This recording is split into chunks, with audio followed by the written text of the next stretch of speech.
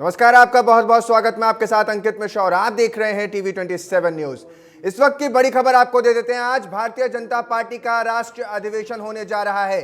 2 दिवसीय बैठक की शुरुआत होगी। पार्टी के संगठन पदाधिकारियों की समीक्षा आज होगी। साफ तौर पर पार्टी अध्यक्ष जेपी नड्डा का उद्घाटन भाषण होगा और कल प्रधानमंत्री नरेंद्र मोदी समापन भाषण को संबोधित करेंगे। आज भारतीय जनता पार्टी का राष्ट्रीय अधिवेशन हो रहा है। 1995 के बाद यह दूसरा सबसे बड़ा अधिवेशन होने जा रहा है। उस वक्त तकरीबन 50,000 भाजपा के नेता, शीर्ष नेतृत्व के जो नेता हैं पूरे देश भर में, वो पहुंचे थे और आज 11,000 से ज्यादा इस अधिवेशन में शामिल होने के लिए राज्यों के प्रतिनिधित्व करते हुए कार्यकर्ता आज राजधानी दिल्ली में पहुंच रहे हैं और कई क्षेत्र के नेता तो पहुंच भी चुके हैं। खासतौर पर बड़ी जानकारी दे रहे हैं, दिल्ली में आज होने वाला बीजेपी का राष्ट्रीय अधिवेशन और इस अधिवेशन को लेकर भारतीय जनता पार्टी में खासतौर पर तैयारियां तेज हैं और भारत मंडपम में आज यह बड़ा आयोजन होने जा रहा है। दूसरा सबसे बड़ा आयोजन है। इससे पहले महाअधिवेशन हो चुका है और ये अधिवेशन के तौर पर जाने वाला है। 11,000 से ज्यादा भाजपा के पदाधिकारी, नेता, मुख्यमंत्री, उप मुख्यमंत्री समेत अध्यक्ष यहां पहुंचते हुए नजर आएंगे और खासतौर पर बड़ी जानकारी टीवी 27 न्यूज आपको दे रहा है। पार्टी के संगठन पदाधिकारियों की समीक्षा होगी और आगे के रोड मैप को तैयार किया जाएगा। कल इस भाषण को, यानी कल इसका समापन होगा 18 को, तब प्रधानमंत्री नरेंद्र मोदी इसका समापन करते हुए नजर आएंगे और लगातार बड़ी जानकारी आपको दे रहे हैं। 2 दिन तक यह अधिवेशन चलने वाला है, जिसका शुरुआत बीजेपी अध्यक्ष जेपी नड्डा करेंगे और तस्वीरें भी अब से कुछ ही देर में साफ होने लगेंगी कि किस तरीके से इस आयोजन को लेकर, इस अधिवेशन को लेकर क्या कुछ रोड मैप बीजेपी तैयार करती है। तमाम क्षेत्रों के मुख्यमंत्री, उप मुख्यमंत्री, अध्यक्ष, पदाधिकारी आज राजधानी दिल्ली में डेरा जमाए हुए हैं। भारतीय जनता पार्टी के हर क्षेत्र के नेता आज इस अधिवेशन में शामिल हैं। विधायक हो, एमएलसी हो, सांसद हो, तमाम नेता आज इस अधिवेशन में शामिल हैं और कल प्रधानमंत्री के भाषण के बाद, यानी प्रधानमंत्री के संबोधन के बाद इसका समापन हो जाएगा। यानी 2 दिन तक चलने वाले इस अधिवेशन में खासतौर पर आगे की रणनीति को लेकर चर्चा होगी और चर्चा इस बात को लेकर कि प्रधानमंत्री नरेंद्र मोदी को तीसरी बार लोकसभा चुनाव जिता करके तीसरी बार का प्रधानमंत्री बना दिया जाए और इसके लिए तमाम प्रदेशों के मुख्यमंत्री, उप मुख्यमंत्री शामिल होंगे। खासतौर पर यह भी तस्वीर निकालने की कोशिश होगी कि किस तरीके से अगर तीसरी बार भी प्रधानमंत्री नरेंद्र मोदी सत्ता में काबिज होते हैं और फिर से प्रधानमंत्री बनते हैं तो ये कहीं ना कहीं साफ तौर पर बड़ी तस्वीर होगी और पूर्व प्रधानमंत्री जवाहरलाल नेहरू के समकक्ष प्रधानमंत्री आकर खड़े हो जाएंगे। यानी एक तरीके से देखा जाएगा तो प्रधानमंत्री दूसरे ऐसे नेता होंगे जिनका कार्यकाल सबसे ज्यादा रहने वाला है। साफ तौर पर आज इस पार्टी के जो तमाम संगठन के पदाधिकारी हैं वो इसमें समीक्षा बैठक में मौजूद रहेंगे। प्रेजेंटेशन होगी और तमाम तरीके की जो आज जानकारी है, या यूं कहें कि भविष्य में पार्टी को कैसे लेके जाना है कार्यकर्ताओं को, तस्वीरें भी आपको दिखा रहे हैं भारत मंडपम की, जहां यह पूरा कार्यक्रम आज आयोजित होने वाला है। पारंपरिक वेशभूषा में आपको कुछ यहां पर लोग भी नजर आ रहे हैं, क्योंकि जो लोग अलग अलग प्रदेशों से आ रहे हैं तो हो सकता है कि उनकी झांकियां भी यहां दिखाई जाएं। उस राज्य का यहां पर प्रदर्शन भी होगा। 11,000 से ज्यादा पार्टी के संगठन पदाधिकारी आज इस समीक्षा बैठक में हिस्सा लेंगे। बड़ी जानकारी दे रहे हैं, राष्ट्रीय कार्यकारिणी की बैठक और इसके बाद डेलीगेट्स का रजिस्ट्रेशन शुरू हो जाएगा। जो डेलीगेट्स इसमें पहुंचेंगे, लंच के बाद जेपी नड्डा का उद्घाटन भाषण होगा जो तकरीबन 2 से 3 बजे का आसपास बताया जा रहा है। पार्टी के अलग अलग सत्रों में पेश होंगे प्रस्ताव, यानी अलग अलग सत्र बनाए गए हैं जिसमें आर्थिक, राजनीतिक और राम मंदिर से जुड़ा प्रस्ताव भी शामिल है। ये बड़ी जानकारी आपको दे रहे हैं राष्ट्रीय कार्यकारिणी की बैठक, जिसमें संगठन पदाधिकारियों की समीक्षा और साफ तौर पर अलग अलग डेलीगेट्स का रजिस्ट्रेशन और सत्र बनाए गए हैं। बड़ी जानकारी आपको दे रहे हैं भारत मंडपम में आज बीजेपी का ये राष्ट्रीय कार्यकारिणी का अधिवेशन हो रहा है और इस अधिवेशन को लेकर खास तौर पर तैयारियां जोरों पर हैं। समापन भाषण प्रधानमंत्री मोदी कल संबोधित करते नजर आएंगे और इन सब के बीच तस्वीरें निकलेंगी कि पार्टी के कार्यकर्ता अलग अलग हिस्सा इसमें लेते नजर आएंगे। हर क्षेत्र को, हर राज्य को सामरिक रूप से साथ मिले, हर राज्य को उसका प्रतिनिधित्व करने के लिए उसका शीर्ष नेतृत्व के मुख्यमंत्री या अध्यक्ष मौजूद हैं। तो साफ तौर पर बड़ी जानकारी आपको दे रहे हैं। भारतीय जनता पार्टी का आज ये अधिवेशन अपने आप में बेहद खास होने जा रहा है। 1995 के बाद ये दूसरी बार होगा जब भारतीय जनता पार्टी का इतने बड़े स्तर पर आज अधिवेशन होगा। 11,500 से ज्यादा भारतीय जनता के कार्यकर्ता यानी भारतीय जनता पार्टी के तमाम बड़े शीर्ष नेतृत्व कार्यकर्ता, सांसद, साथ ही अध्यक्ष एवं विधायक इसमें मौजूद रहेंगे। बड़ी जानकारी आप तक पहुंचा रहे हैं। लगातार इस पर हमारी कवरेज बनी हुई है और इन कवरेज के जरिए आपको बड़ी तस्वीर दिखा रहे हैं। बीजेपी शासित राज्यों के मुख्यमंत्री इसमें शामिल होंगे। तमाम प्रदेशों के मुख्यमंत्री, उप मुख्यमंत्री बीजेपी शासित प्रदेशों के इसमें शामिल होने वाले हैं। बड़ा अधिवेशन है और खास तौर पर इसी को लेकर तैयारी भी आज तेज है। प्रधानमंत्री भी इस बैठक में मौजूद रहेंगे। सत्र की शुरुआत बीजेपी अध्यक्ष जेपी नड्डा करेंगे, तो वहीं दूसरी तरफ पार्टी के कार्यकर्ता अलग अलग हिस्सों में अपना संवाद स्थापित करेंगे और अपनी राज्य का प्रेजेंटेशन रखते नजर आएंगे। तो ये बड़ी जानकारी आपको दे रहे हैं। अब से कुछ ही देर में ये पार्टी का अधिवेशन शुरू हो जाएगा। प्रधानमंत्री नरेंद्र मोदी इस बैठक में मौजूद रहेंगे। 2 दिवसीय ये पूरा राष्ट्रीय अधिवेशन चलने वाला है और इस अधिवेशन को लेकर तैयारियां जोरों पर हैं।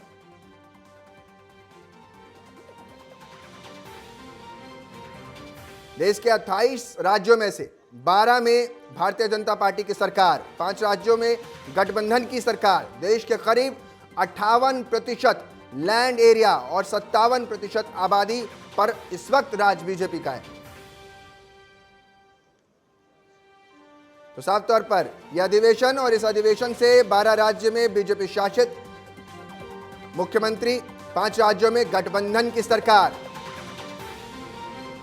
टोटल मिलाकर 17 राज्यों में भारतीय जनता पार्टी की सरकार एनडीए, 28 राज्यों में से।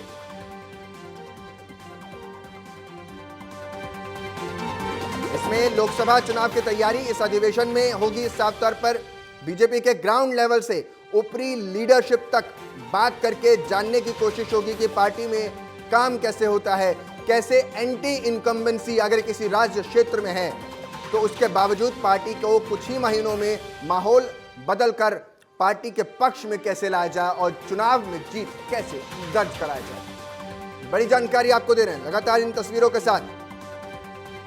किन किन राज्यों में भारतीय जनता पार्टी की सरकार, अब आपको एक बार सिलसिलेवार तरीके से बता देता हूं। हरियाणा, राजस्थान, उत्तराखंड, उत्तर प्रदेश, सिक्किम, बिहार, असम, अरुणाचल प्रदेश समेत 12 राज्यों में भारतीय जनता पार्टी की सरकार है।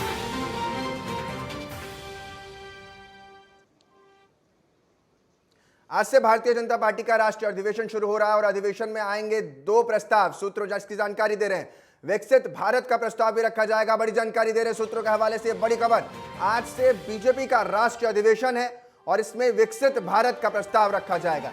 अधिवेशन में 2 प्रस्ताव रखे जाएंगे। पहला प्रस्ताव होगा राष्ट्रीय अधिवेशन में जो रखा जाएगा वो विकसित भारत का प्रस्ताव होगा। राम मंदिर पर भी प्रस्ताव रखा जाएगा। विकसित भारत की कैसे संकल्प को आगे बढ़ाया जाए वो रखा जाएगा। तो वहीं दूसरी तरफ आज इस खास तौर पर राम मंदिर का प्रस्ताव भी इसमें रखा जाएगा।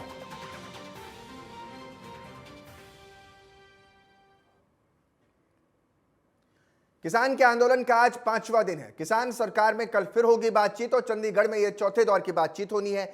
बैठक होगी और साफ तौर पर दिल्ली कूच को लेकर अड़े हजारों किसान दिल्ली के सभी बॉर्डर पर सुरक्षा सख्त कर दी गई है। शंभू बॉर्डर हो, खनौरी बॉर्डर पर डटे किसान। शंभू बॉर्डर पर फिर किसानों का हंगामा है और शंभू बॉर्डर पर कल भी आंसू गैस के गोले दागे गए। बड़ी जानकारी दे रहे हैं, कल यानी 18 फरवरी को रविवार के दिन खास तौर पर किसानों के साथ फिर से चौथे दौर की बातचीत होगी। किसान संगठनों के नेता सरकार के साथ संवाद स्थापित करेंगे और इन बातचीत के जरिए कोशिश होगी कि किसी तरीके से बीच का रास्ता निकाला जा सके। हरियाणा में आज ट्रैक्टर परेड की तैयारी, जहां यूपी और मुजफ्फरनगर में आज किसान महापंचायत करेंगे। राकेश टिकैत और नरेश टिकैत भी इसमें शामिल होते हुए नजर आएंगे। बड़ी जानकारी आपको दे रहे हैं आज, ये साफ तौर पर नरेश टिकैत हो, राकेश टिकैत हो, इसमें शामिल होंगे।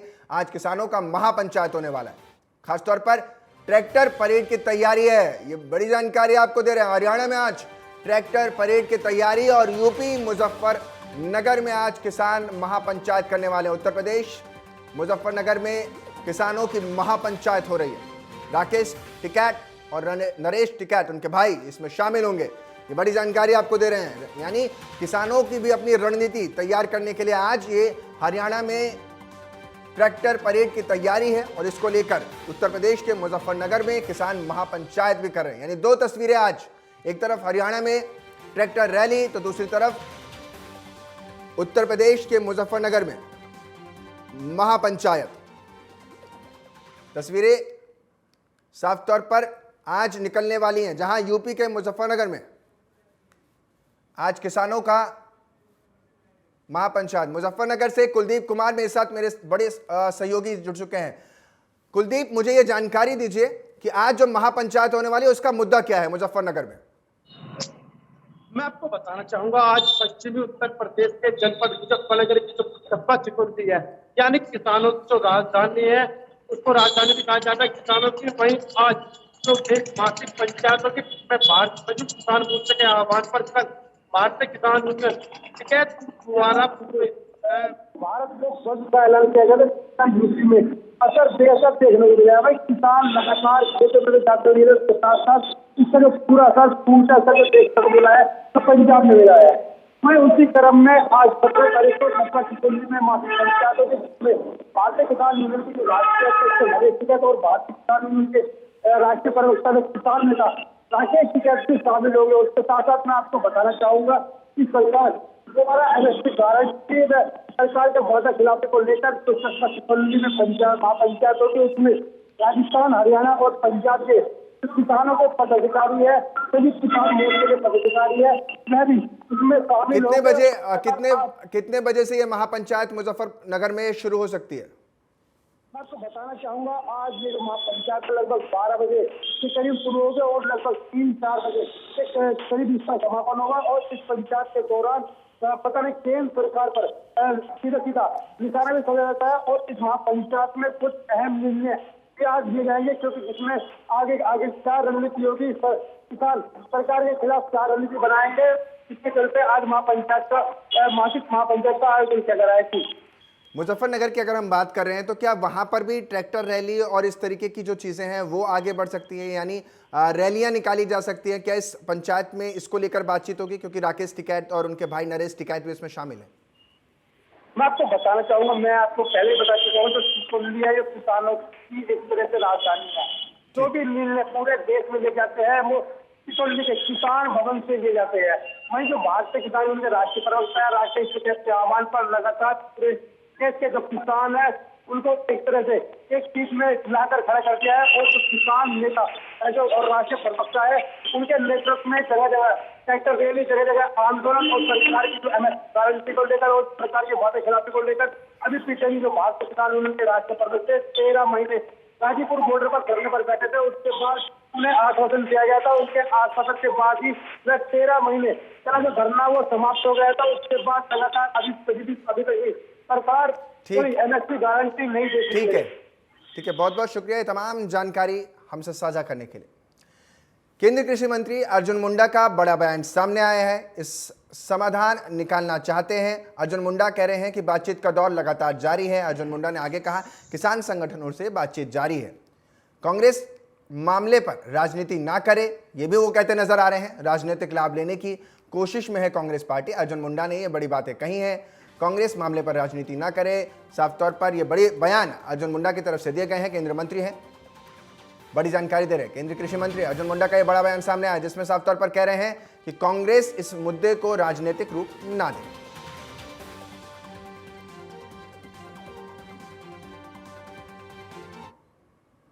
सिपाही भर्ती परीक्षा से जुड़ी बड़ी खबर सामने आ रही है। दरअसल यूपी में पुलिस कांस्टेबल की भर्ती परीक्षा होनी है, जिसमें 48 लाख से ज्यादा कैंडिडेट शामिल होंगे। आज और कल ये लिखित परीक्षा है, दो पालियों में ये लिखित परीक्षा होंगी, यानी एक मॉर्निंग में और एक आफ्टरनून में ये होने वाली है। यूपी में 2385 परीक्षाएं केंद्र बनाए गए हैं, जिसमें यूपी पुलिस कांस्टेबल की भर्ती परीक्षा आज और कल होगी, जिसमें 48 लाख से ज्यादा कैंडिडेट शामिल होने वाले हैं। बड़ी जानकारी दे रहे हैं, 2000 से ज्यादा परीक्षा केंद्र प्रदेश में बनाए गए हैं। सिपाही भर्ती परीक्षा से जुड़ी यह खबर आपको दे रहे हैं, जहां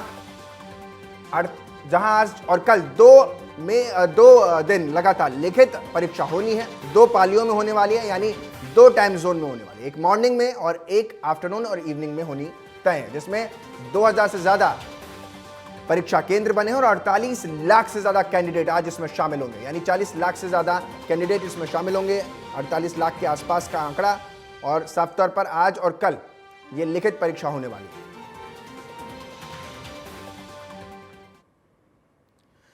दिल्ली की अगली खबर है, दिल्ली से ले लेते हैं, जहां कोर्ट में पेश हुए केजरीवाल। राउजवेनी कोर्ट में वर्चुअल पेश हुए अरविंद केजरीवाल। 16 मार्च को मामले में अगली सुनवाई होनी है और अगली बार मैं खुद आऊंगा, केजरीवाल ने यह भी कहा है। वर्चुअली तरीके से कोर्ट में पेश हुए हैं राउजवेनी कोर्ट में। 16 मार्च को मामले में अगली सुनवाई होनी है, जो जानकारी निकलकर सामने आ रही है। दिल्ली कोर्ट में अरविंद केजरीवाल पेश हुए हैं, राउजवेनी कोर्ट में वर्चुअल तरीके से पेश हुए हैं।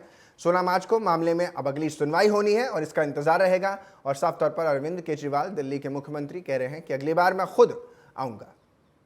ये बड़ी जानकारी आपको दे रहे हैं।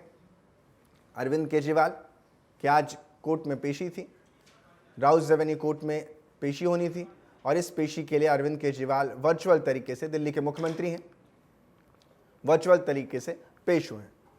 कोर्ट ने अगली तारीख 16 मार्च मुकर्रर की है। इस पर अरविंद केजरीवाल ने कहा है अगली बार वे खुद कोर्ट में पहुंचेंगे। राउजवेनी कोर्ट में वर्चुअल तरीके से पहुंचे हैं अरविंद केजरीवाल, ये जानकारी आपको दे रहे हैं।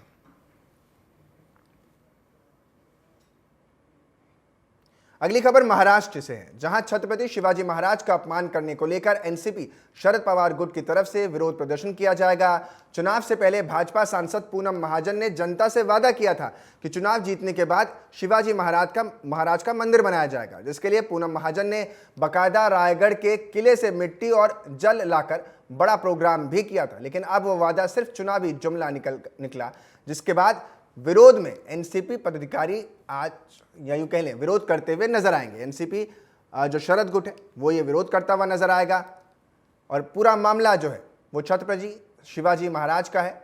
उनके मंदिर बनाने को लेकर के बीजेपी के नेता ने कहा था, जो कि वादा अब तक पूरा नहीं हो पाया है। दिल्ली में चल रहे किसान आंदोलन को ग्वालियर के किसान संगठनों का साथ मिल गया है।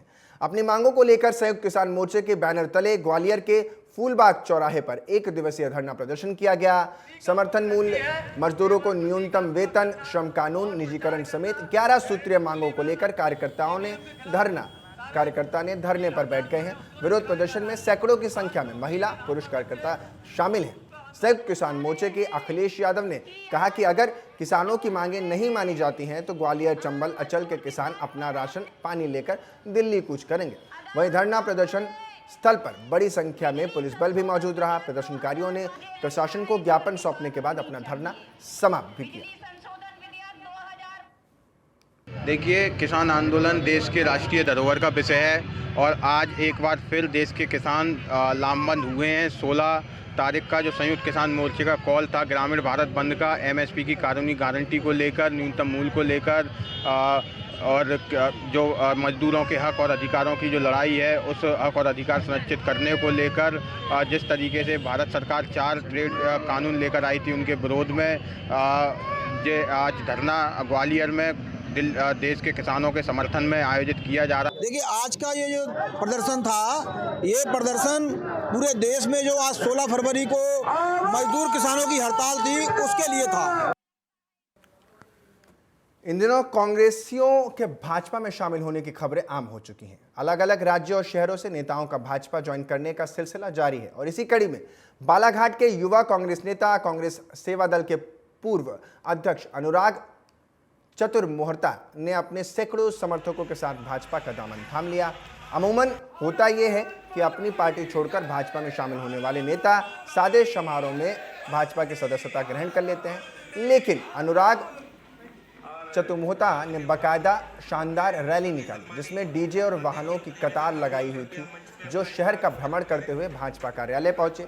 भाजपा कार्यालय में पूर्व मंत्री गौरीशंकर बिसेन, पूर्व भाजपा जिलाध्यक्ष रमेश रंगलनी और वर्तमान जिलाध्यक्ष रामकिशोर कावरे ने उन्हें भाजपा की प्राथमिक सदस्यता दिलवाई।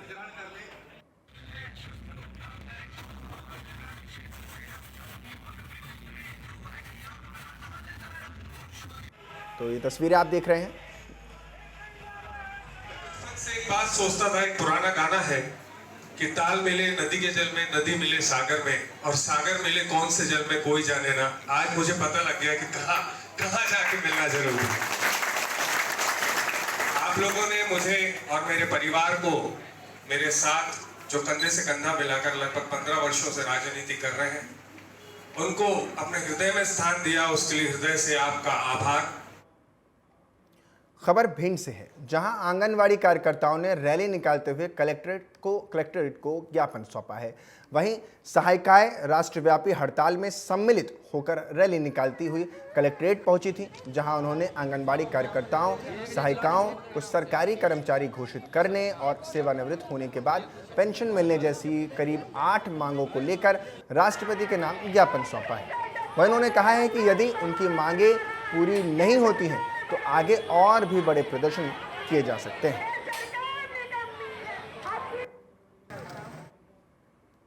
अगली खबर मध्य प्रदेश से है, जहां पर उप मुख्यमंत्री राजेंद्र शुक्ला आज रीवा पहुंचे हैं, जहां कलेक्ट्रेट के मोहन सभागार में आयोजित कैंसर शिविर संबंधित बैठक में शामिल हुए। उप मुख्यमंत्री ने शिविर को 100% सफल बनाने के लिए अधिकारियों को निर्देश दिए हैं। आपको बता दें कि रीवा में कैंसर रोग की जांच और उपचार के लिए 24 से 25 फरवरी को शिविर लगाया गया है, जबकि 26 फरवरी को शहडोल में शिविर का आयोजन किया गया।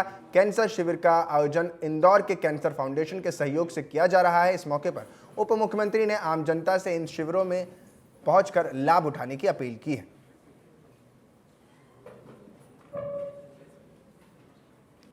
हमारे रीवा और विंध्य क्षेत्र में कैंसर के मरीज के निःशुल्क शिविर का एक बड़ा आयोजन 24-25